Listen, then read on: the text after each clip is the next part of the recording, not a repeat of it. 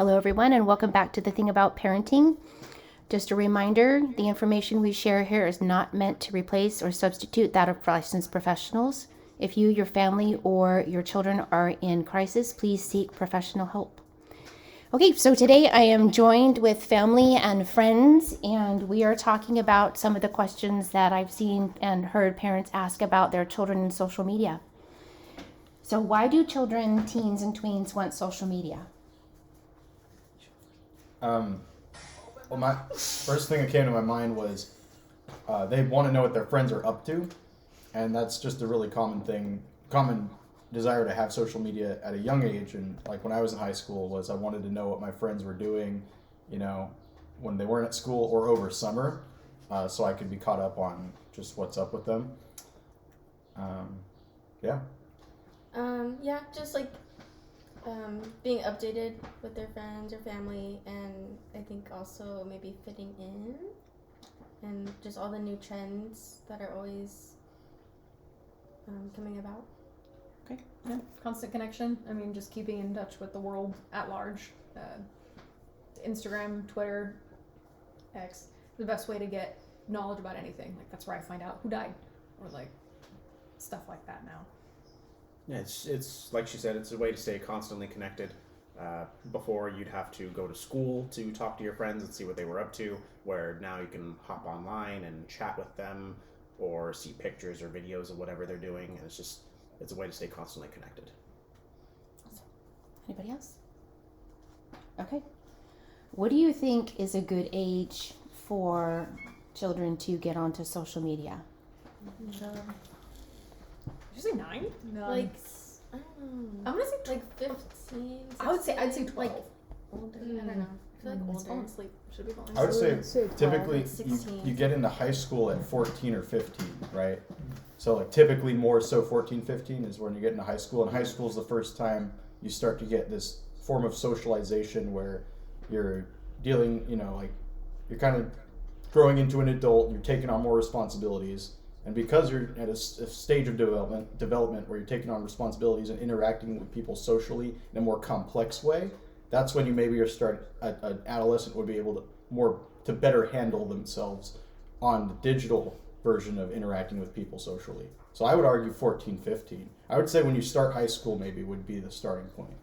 I think I agree, because like being on it younger, I think you just don't know what you're doing. Yeah, and like you can very easily Just get into stumble onto things that something. you should not be getting into. Having like younger kids, seeing all of these expectations that older people have on like people's bodies or the way they look, it's like it's not good to have that young. It's not good to have it, period. But No. Even younger, it's like. See, I agree, but I also think that maybe earlier would be best with like a mentor.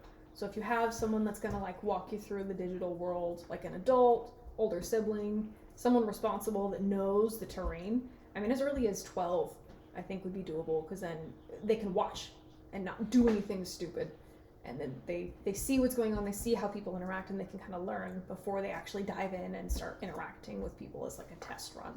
What might be a good idea. That makes sense, yeah. So it could be something like 15 or 16 to fly solo, or as young as 12 with a stewardship attached to it. Also probably depends on the kid, too. Yeah, it depends largely upon how mature they are. Yeah, on the kid and on the website.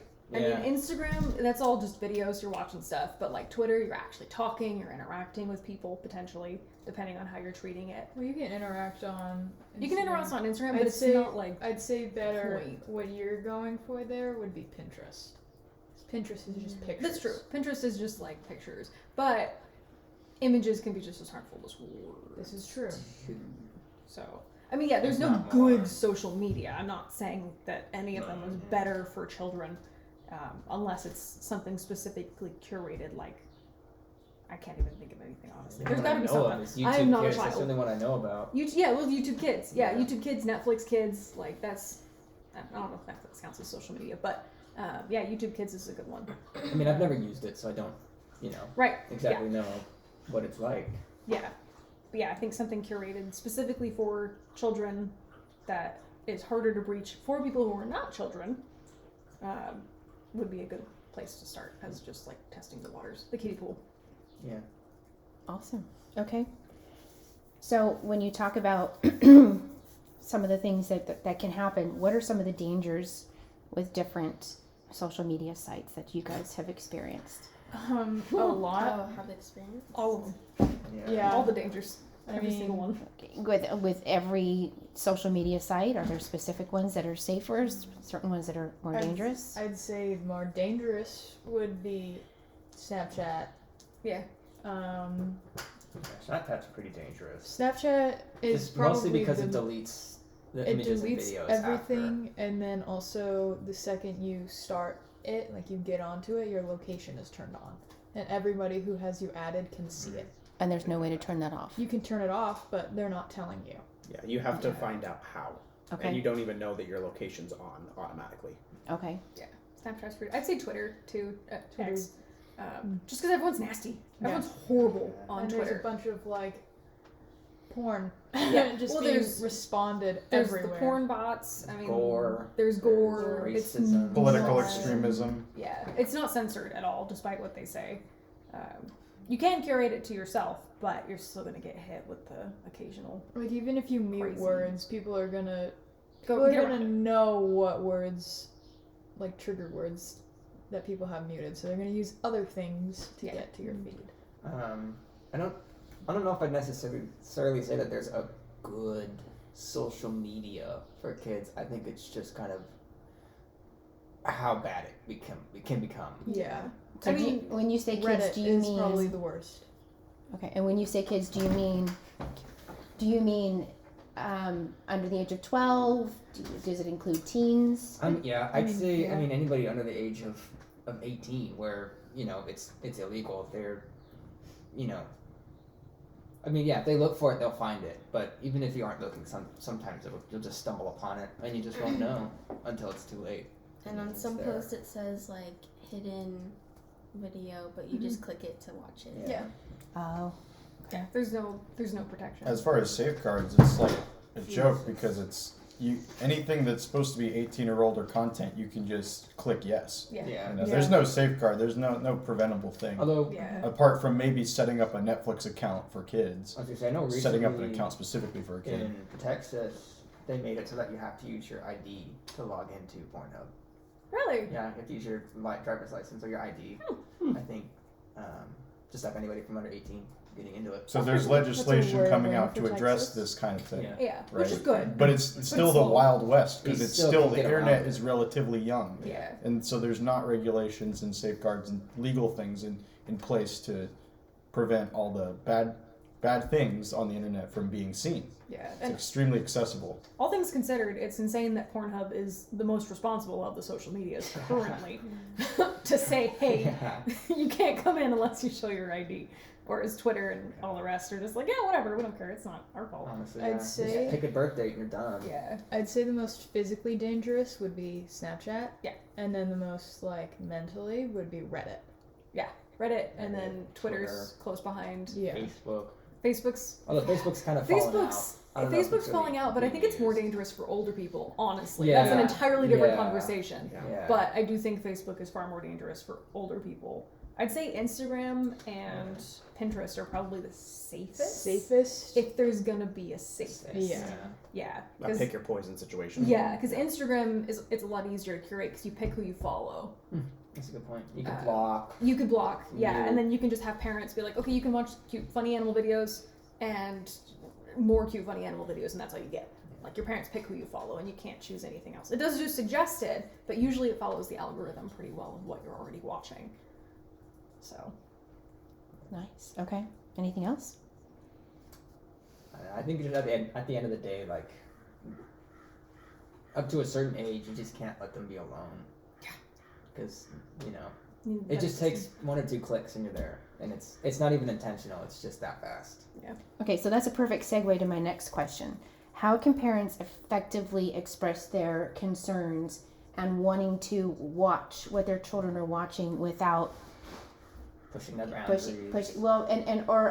how do they effectively communicate to their children without their children getting upset or saying you don't trust me kind of thing? See, the thing is, that's gonna happen no matter what.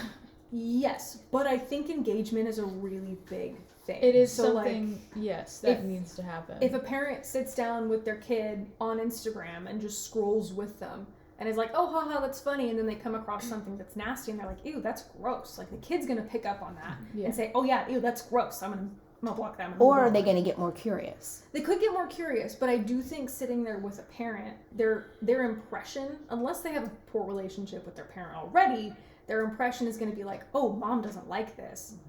That makes me feel uncomfortable. But that's gonna be for younger kids. yeah, younger, I think Really up to young. Yeah. up to probably. Yeah, I guess I don't know how young. I don't know. Yeah. Talk to children, but yeah, I think engagement and like positive engagement with a child in social media is the best way to go about it. Because I know, like, your mom specifically didn't want you watching that one cartoon because she was like, "This is awful." I mean, actually, she was like, "This is awful. This is horrible." And then you sat down and watched it together, and she was like, "Oh no, I like this." Yeah. Yeah, and that was a positive experience for you because at first it was like, "I'm gonna watch this anyway." So I don't care what you say, and Right. then it became positive, and you bonded over it. So I think Okay. that would be the best way to go about it, is to make it a bonding experience. Like, okay, so you both kind of learned from it. Mhm. Awesome. Any other? I feel like also so that it's not like the kid that feels like, oh, my parent doesn't think like I'm trustworthy, just putting the blame on the people on social media being like, I trust you, but I don't trust all these other people. Mm-hmm. Is a big thing. They could even compare it to real world situations. Like, I wouldn't allow you to walk by yourself at night because someone else could get to you. It's not what you're doing thing, it's that there are predators out there.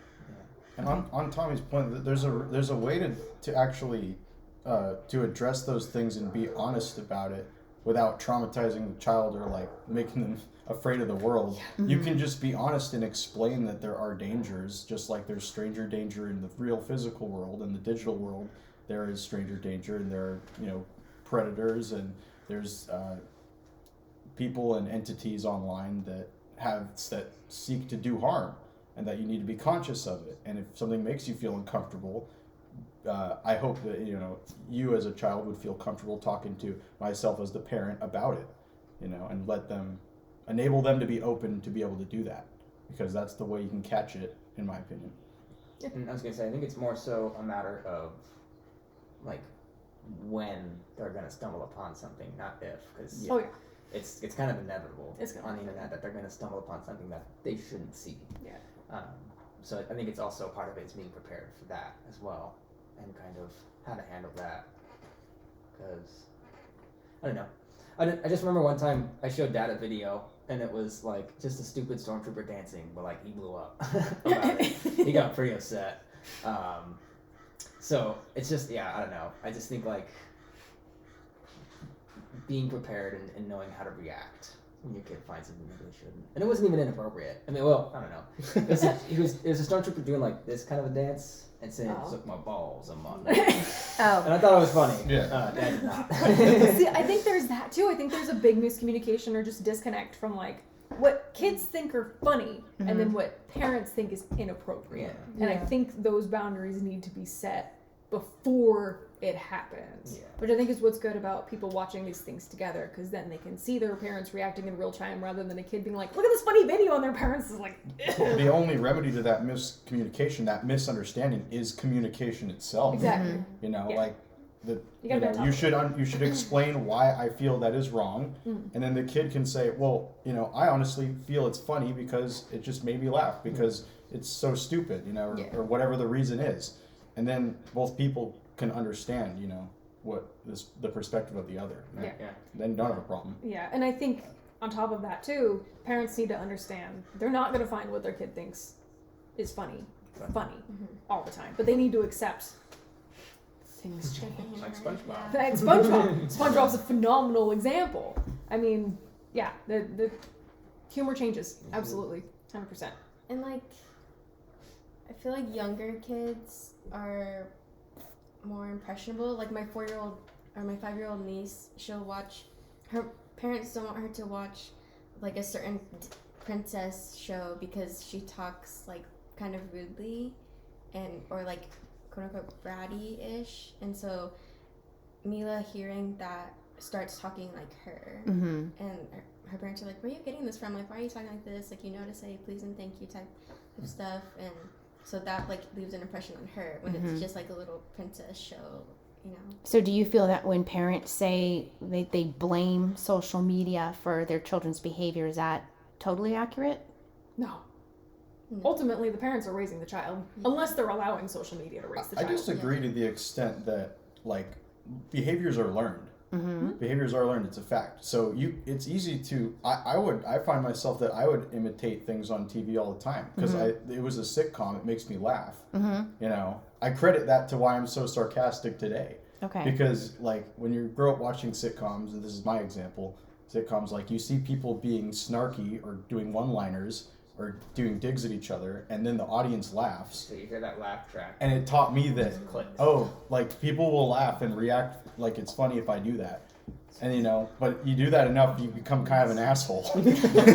So Yeah. Yeah. I think it's a valid point that any sort of visual audio media of a video format or maybe even text can influence how a person will behave, whether they be a child or an adult. Or how you feel, because, like, there's certain videos where it, like, gets you in the feels, whether, like, sad, happy. Okay. So then, but also kind of going on that too, when a like so say when you Gabriel, when you did those one-liners, were you doing it to intentionally piss your mom off, or was it just something that oh, this is funny, so I'm just going to try it? I did personally find it funny. Okay. And I honestly thought that my mom would understand it was a joke. Okay. Yeah. So that's something for parents to have a perspective of, is if your child does something that they've seen somewhere else, it's not necessarily that they're being intentionally. Possibly not that they're being intentionally weird or strange or mean. Yeah. That may have been an example of me being mean, but I didn't view it that way. Okay. Because I was learning that was what was funny. Right.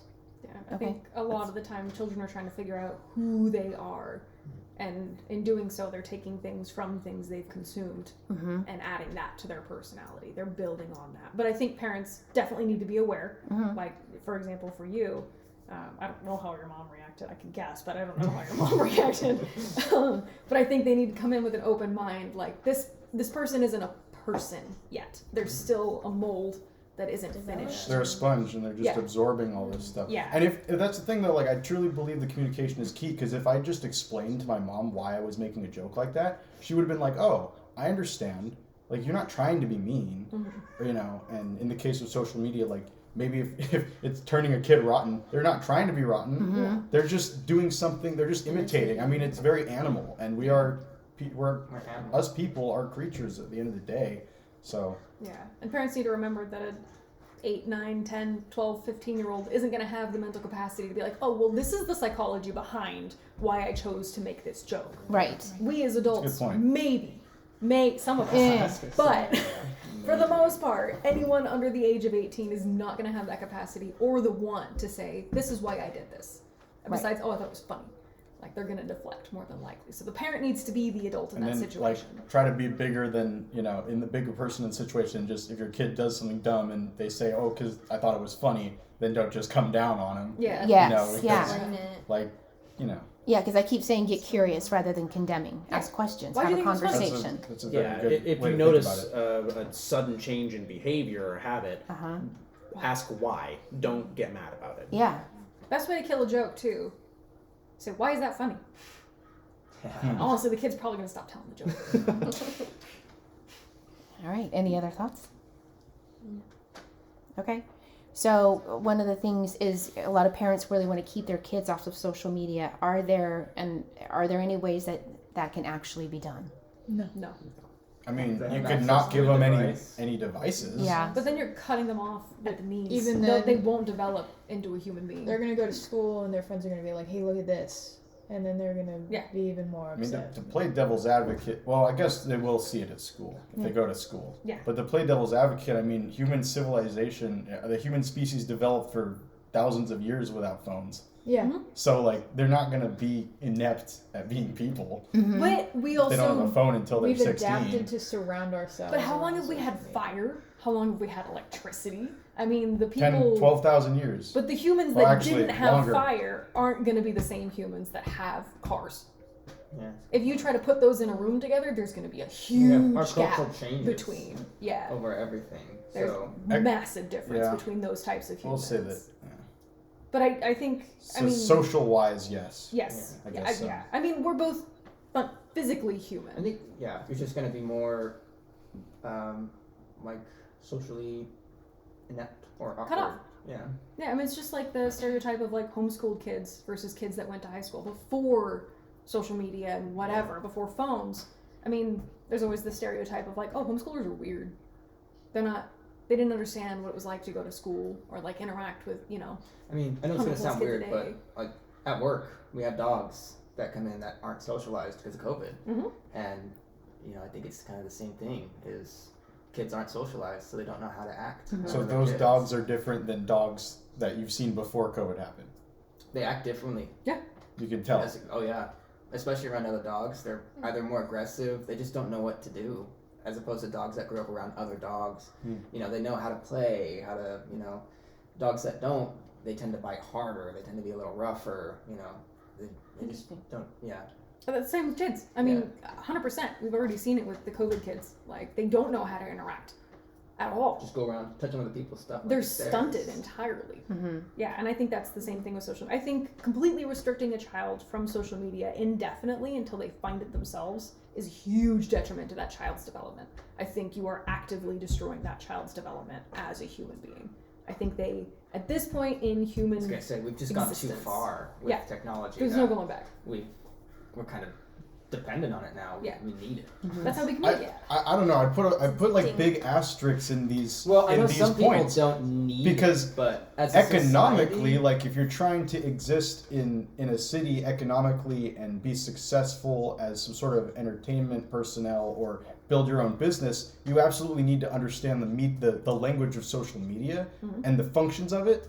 But like, I think you can develop into a perfectly healthy, normal person able to interact with people in the real world around a table without ever having to use social media. Because I don't use Instagram, Snapchat. I didn't like message people every day on it, like my friends and stuff, or like scroll through it all endlessly. Like I basically only would view like YouTube videos, basically watching TV. So And I can talk to people and I can do Socratic Let me seminar raise style you things and something. write essays, and I'm Let work me- in a business like I do. Let me raise you Okay. this, Gabriel. So, yeah, your work. I don't care. I'm not talking about that one. What I'm talking about here is you have all of these jokes, all of this funny that you have from watching YouTube and all of these clips and seeing that. And then what you do is when you come here and you visit us, you're showing it to me and Cody, and that's how you're interacting with us. And from now on, once you show it to us, that's how we're going to interact with each other, by quoting that and making each other laugh and bringing it up. And that's how you've gotten your humor. That's how. Well, I think what he means is like he was able to develop friends and relations with other people without using social media. Yeah, So But he just still like uses talking social media. There's Yeah, still YouTube. person. Like Maddie's evidence is that I do interact with social media and I bring it into the real world. Yeah. So technically, like I am still interacting with it. Yeah. I can't argue with it. That's when true. I think no social media, I think like completely cut off from the digital world. Yeah. I think that's impossible. I don't think there's a way for a human, because you can't apply for a job if you don't have internet. Most places will not let you apply with paper. You have to do it online. And then they're gonna check your Twitter, your LinkedIn, and if you don't have it, they're like, this person's a ghost. Like I don't trust them, they're not real. How do I know who this person is if I can't check their history? Like you were talking about with liking things on YouTube. Yeah. That's how people check who you are as a human being, aside just the interviews. Right. So I think complete cutoff, it's impossible. I mean, I don't think that's physically, because schools use it. Right. And schools use the internet. Yeah. And anytime there's open internet, kids are going to find And a lot of kids come Stuff. home with laptops and Exactly. Yeah, that's part of the school curriculum now. So I think a total cutoff is impossible, and I think trying to do that is going to kneecap your children. Seriously, I think, especially since online school kind of started taking over. Like, I see what your point is, Gabriel, because I mostly just use Reddit. Like, I did have a Snapchat and an Instagram, but, like, I don't post to it. Like, I don't post to it. I don't really react to anything on it. And, like, I don't know. Like, I see what he means. Like, I'm still able to function and be in the loop, but I forgot where I was going. Well, how do you find out about stuff? Like, how do you find out about current events? Reddit. Yeah, see, and you YouTube. probably it's YouTube. Yeah. So those are still constant and Those are supplies of social new media. information. That Yeah, is- yeah. that's the I think I- the I basis just, of like, the argument. I agree with you in the sense that you can't be like one of the avenues, one of the key avenues to success economically in this country and in our like in the middle and upper social classes is using the internet, and you essentially can't achieve that level of success in any of those social classes without access to it. Completely agree, but I fundamentally believe anyone can develop themselves into becoming a good person despite not using social media. Yeah. Like it's like more of a matter of differentiating those two concepts for me. I agree with that. Let me add one more thing. So I'm still on the, like you saying you didn't use social media to grow up. The thing is, that was when you were growing up. And when you were growing up, I was gonna say, our childhoods were pretty more different than hers. Yeah, Yes. And that's why I wanted the mine age group here. is that I grew up, and the second I turned like 6th grade, I was like, oh, I need to be on the internet, or else I'm going to lose all of my friends because they're going to a different school than I am. I need to be on social media to keep up with what everybody's doing, what they're saying, or else I'm going to look like a loser. Yeah, that's a good point. Be out of the loop. I mean, I Yeah. know you specifically. One of your good friends is in Canada, and you Two. have no other way to talk to her Well. besides Besides the FaceTime internet. or whatever. Yeah, Yeah, whatever video chat you use. Well, you could make a phone call, but that's on your iPhone. exactly. But I mean, So there it is. honestly, I would argue FaceTime, Discord, Skype, whatever you want to call it, is a phone call with the face. it is a phone call. That's different Yeah. too. Although Discord is a problem also. Yeah. Discord is also its own thing. But in general, we still do phone calls. We still do phone It's just calls. phone calls plus. And it's just like That's a good point. I never thought about it like that. Yeah. kids really Wow. need. What I'm saying here is that is you didn't grow up in the way that people are currently growing up in, so you don't really have that knowledge, that thought that maybe people really can't grow up without the internet. Because honestly, from where we are in this day and age, kids growing up after the COVID lockdown, they're gonna have no fucking idea what they're doing. I'm just getting She's gonna have confused to with the read that. language because there's plenty of people all over the world who grow up without it because that's just their livelihood. But that's you're an saying in our like bubble, like if you can't grow up without it because it's essential to like your education. Yeah. You know, you do school things But at online. the same time, is it's to your friends. Is that that's what you're saying? that's what I'm saying. But you saying like some civilizations that are growing up without it, Mhm. they're not the ones asking these questions. And they're going to struggle to interact with us. Too. Yeah. And we've seen that. I That mean, makes sense. Yeah. We're This gonna, is so good. This is why I love the age group. So I have like 30 other questions, but we're gonna have to. I'm just gonna pick a few more, and then hopefully we can get you all together to do a few more episodes. Before we proceed, I do have a question for Maddie. Yeah. Because we have this age difference between us, I would like an answer from you. When I was using social media, I chose to scroll but not participate, essentially be a ghost. I'm So the same I'm way. still in the know, but I'm not really exposing myself to it because I'm not posting. Is that something that's still practical today? Or by not posting, would you become a pariah? Well, I don't post, and I have to admit I am quite isolated in the internet because I don't interact. The only people I really interact with are people I know and I have met in person. But yeah, there is definitely, if you're not interacting, you might miss out on things. The only reason that But I'm you not will. missing out on things, you will miss out. The only reason I'm not really missing out on things is because I will like things, and then I also get the things that my friends are liking, and they're in the loop. So that's getting into my feed because of them. so I think you still have interaction. It's just with the smaller group, which I think Yeah. translates exactly to real life. I mean, if you're at school before internet, you're not talking to every single person in your class. You're talking to your friends. And I think that is just translated to a digital age. Yeah. I think. Okay, thank you. Good answer. Awesome. Okay. So two more questions really quick. I think we basically covered, but I'm going to go ahead and ask again. Why do you think parents are so concerned about social media? Because it's extraordinarily dangerous. Well, it's dangerous and parents don't understand it. They don't get it. Okay. Yeah. If they, I mean, I still struggle to understand it. Yeah. Like, it's still. You know, I would be concerned with it because it's kind of often it's a huge waste of time.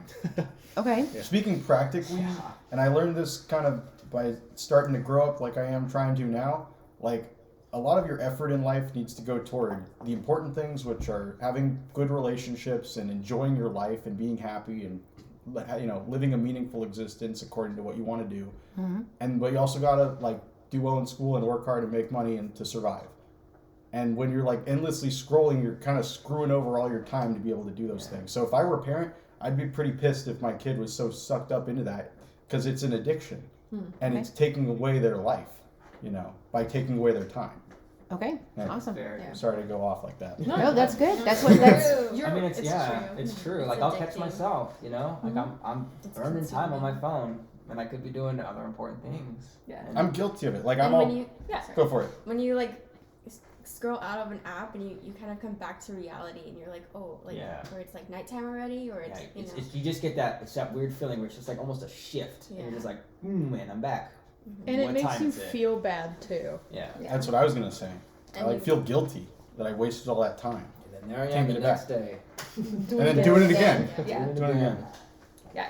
On top of that, there's also just the general animosity. When Yeah. I mean, it's not for all social media sites. I find that when people are able to post anonymously, often they're more rude, they're angry, Yeah. judgmental, opinionated. That's why Reddit is so dangerous. Yes. Twitter too, honestly. YouTube. I mean, depending on what you're YouTube as watching well. and the chat. Yeah. Yeah. No, everyone's nasty on the internet. When there are no consequences, some people choose to destroy, Yeah. to demean. Choose evil. Yeah, I think I still haven't thought of the correct word for it, but if you have a savviness or a general intelligence for how to navigate social media, you're gonna be fine. I think it really boils down to like an innate sense of stranger danger on the internet. And I think part of the reason some parents are so afraid and so apprehensive about social media and then they bleed that into their children is because they don't know how to interact. They're the ones falling for the clickbait. They're the ones falling for the internet scams, the credit cards. Like, oh yeah, you owe us money. Give us your credit card information. I'm like, oh, yeah, here you go. Sure. Fine. Microtransactions on games. I mean, kids Yeah. spend hundreds of dollars on mobile games. Exactly. But if you have that sort of savviness, like, I don't want to say common sense because common sense isn't common, but there is a word for it and I'm blanking and I hope I think of it later. But if you have that sort of general intelligence of what to look out for and like when your spider senses go off, you're going to be fine. And I think it would be awesome if parents could teach their children that, but I don't know if that's a thing. Another thing that I kind of want to add on to that is that, like, this has always been a problem, I think, but it's definitely a problem now because there's a lot of younger people on the internet, is you really need to teach your kids to not Google everything that they do not understand. Because, no, you I need think I to. know where you're going with that. Because I know there you're are a going. lot of things on there that I personally have seen and been like, I don't understand that word, and I'll look it up and I'll see the most graphic shit I've ever seen in my entire life. Dictionary.com. Dictionary.com. Google the word. Don't go to YouTube. Don't go to YouTube, don't go to Twitter, don't Google things on I would that. say, yeah, if your kid doesn't know what it is, I would like tell your kid to ask you to look it up.